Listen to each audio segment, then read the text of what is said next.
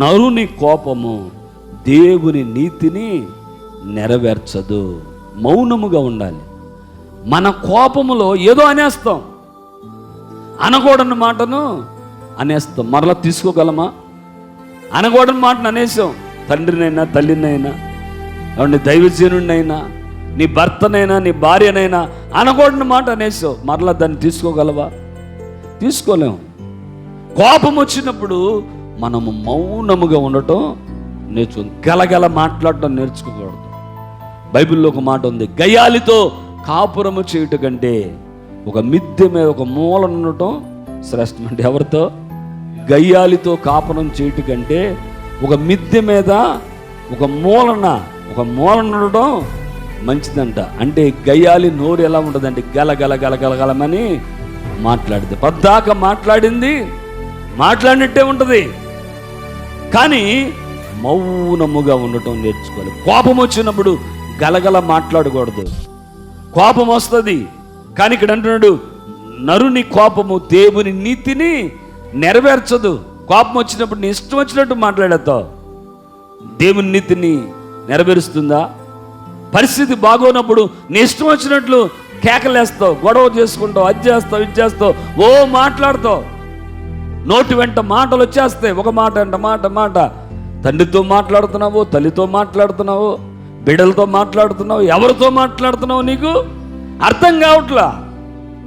నరుని కోపము దేవుని నీతిని నెరవేర్చదు. కనుక ఇక్కడ అంటున్నాడు, యోబు భక్తుడు అన్నాడు, తనకు కలిగిన శ్రమంతట్లో మౌనము వహించటం ఇష్టపడుతున్నాడు. ఏంటండి?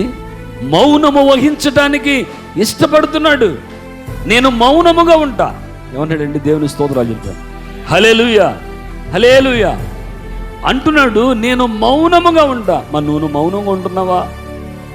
నీ ఇంట్లో పరిస్థితులు, కొన్ని విషమ పరిస్థితులు వస్తున్నప్పుడు, నీ భర్త చెలరేగిపోతున్నప్పుడు నువ్వు మౌనంగా ఉంటున్నావా? ఒక ఆవిడంట వచ్చి, అయ్యగారు నా భర్త నన్ను కొట్టాడండి అందంట. ఏముంది? నా భర్త నన్ను కొట్టాడండి, నా భర్త నన్ను కొట్టి చెవు కొరికేసాడండి. ఆడేం చేశాడు? చెవు కొరికేసాడు. ఈ మొక్కు ఊడిపోయింది. మొక్కు ఊడిపోతే అయ్యగారి దగ్గరికి వచ్చింది.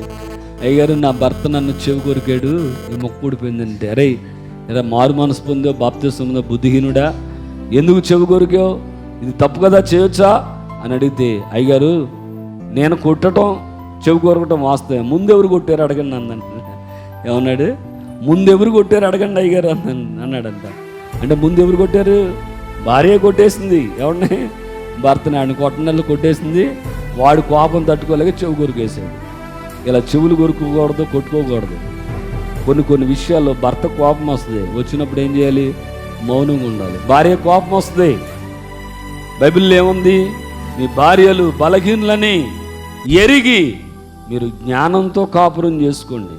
భార్యలు ఎవరో బలహీనమైన ఘటములు అని ఎరిగి జ్ఞానంతో కాపురం చేసుకోండి. అంతేగాని కొరుక్కోవటం, కోసుకోవటాలు ఉండకూడదు. కొన్ని విషయాలు భర్త కోపం వచ్చినప్పుడు భార్య మౌనం అవ్వాలి. భార్య కోపం వచ్చినప్పుడు భర్త మౌనం అవ్వాలి. మౌనం అనేది ఎంతో అది గొప్ప శ్రేష్టమైనదండి. యోబు అన్ని బాధలు పడుతున్నా మౌనముగా ఉన్నాడంట. ఏం మాట్లాడట్లా యోబు భార్య గబగబా వచ్చేసింది. గలగల మాట్లాడుద్ది. యోబు భార్య ఏం చేస్తుంది? గలగల మాట్లాడుద్ది. ఏంటయ్యా, ఎంతకాలం ఉంటావు? యథార్థవంతుడికి ఎంతకాలం ఉంటావు? దేవుని దూషించి చచ్చిపో అని గలగలమ్మని మాట్లాడేస్తుంది. యోబు అట్ట మాట్లాడాడండి. మౌనముగా, మంచిగా, జ్ఞానయుక్తంగా సమాధానం. ఏంటి?